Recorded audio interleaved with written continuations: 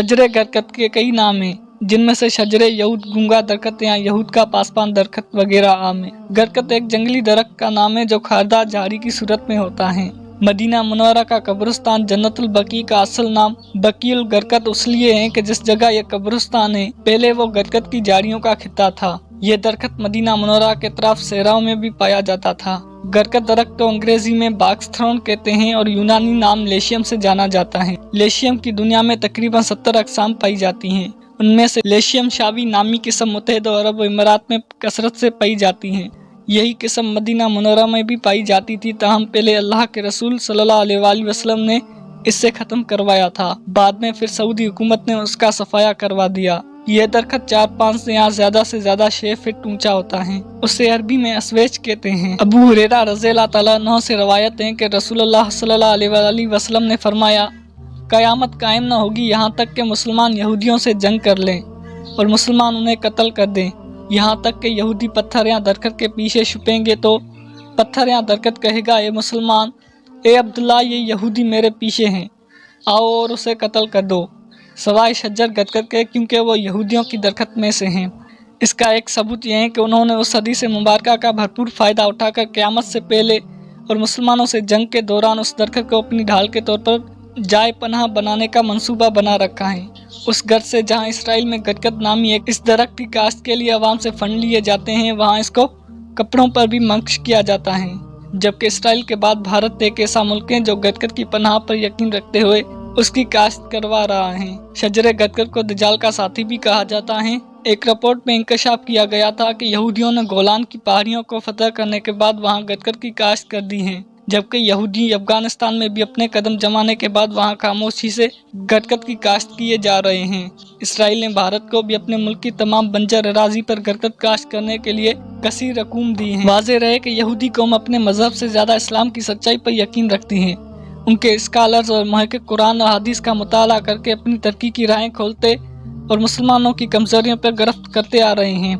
यही वजह है कि यहूदियों ने हदीस मुबारका पढ़ने के बाद गदकद को अपना पासपान शजर करार दे रखा है और उसकी काश्त को अपने लिए नेमत समझते हैं। यहूदी जानते हैं कि आकाए दो जहां हजरत मोहम्मद सल्लल्लाहु अलैहि वसल्लम की ज़बान मुबारक से निकलने वाला हर लफ्ज़ सच्चा है और हर कीमत पर पूरा होने वाला है। चनाचे यहूदी इस हदीस की रोशनी में गदकद की काश्त में लगे हुए हैं ताकि मुसलमानों से जंग के दौरान जब उस ज़मीन की हर चीज़ पुकार पुकार कर कहेगी, ए मुसलमान, मेरे पीछे एक यहूदी छुपा हुआ है, उसे कत्ल कर दो, तो उस वक्त यही दरख्त गूंगा बनकर उसे छुपे हुए यहूदी की पनाहगाह बन जाएगा। यहूदी जानते हैं ऐसा ही होगा।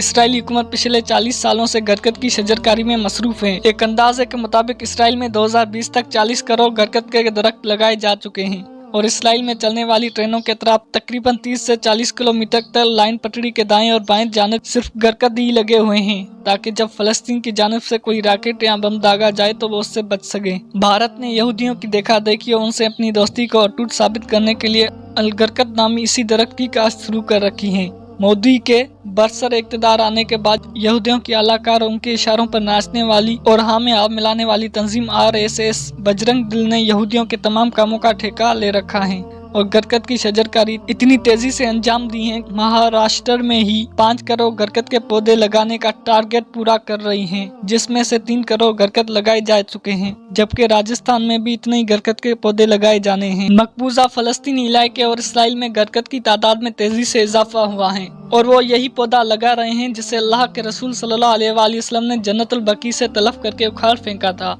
बेरे केफ इसराइल में इस वक्त पूरी दुनिया में अपने पासपान दरख्त गदकद लगाने के लिए कमर कस चुका है, क्योंकि वो अपने अतकाद से ज्यादा इस्लाम की सच्चाई को मानता है। वाज़ेह रहे कि 2008 में मुंबई में इसराइली सेंटर पर हमला हुआ था, जिसमें एक भी इसराइली सफीर या सफारतकार खत्म नहीं हुआ था, क्योंकि उन्होंने अपने सफारत खाने में लगे गदकद के दरख्त के नीचे पनाह ली थी। उस तजुर्बे के बाद इसराइल ने तमाम सफारत खानों में गदकद के दरख्त लगा दिए थे। फलस्तीनी उलमाए किराम का कहना है कि बलखसूस इसराइल में बड़े पैमाने पर गदकद लगाकर यहूदियों ने नबी करीम सल्लल्लाहु अलैहि वसल्लम की पेशगोई का वक्त करीब कर दिया है। खैबर में शिकस्त खाने के बाद से अब तक उनके पास कोई मुल्क न था और न ही फौज, लेकिन 20वीं सदी में उन्होंने पहली मर्तबा एक मुल्क हासिल किया जिसमें दज्जाल का खात्मा भी बैतुल मुक़द्दस में होना है और मुमकिन तौर पर वो यहूदियों से होगा। तो हमें चाहिए कि हम रसूल करीम सल्लल्लाहु अलैहि वसल्लम की पैरवी करें, یہودیوں کی مخالفت کریں۔ اس کے علاوہ ہمیں چاہیے کہ ہم اسلامی تعلیمات سے آراستہ ہونے کے ساتھ ساتھ حالات حاضرہ سے بھی واقف رہیں۔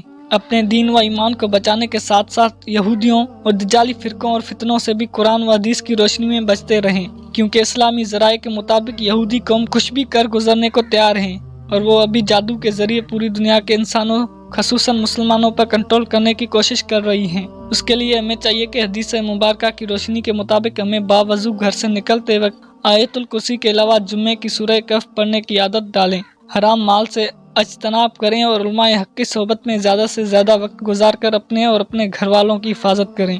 اللہ سے دعائیں کہ اللہ ہمیں تمام فتنوں اور شر سے حفاظت فرمائے۔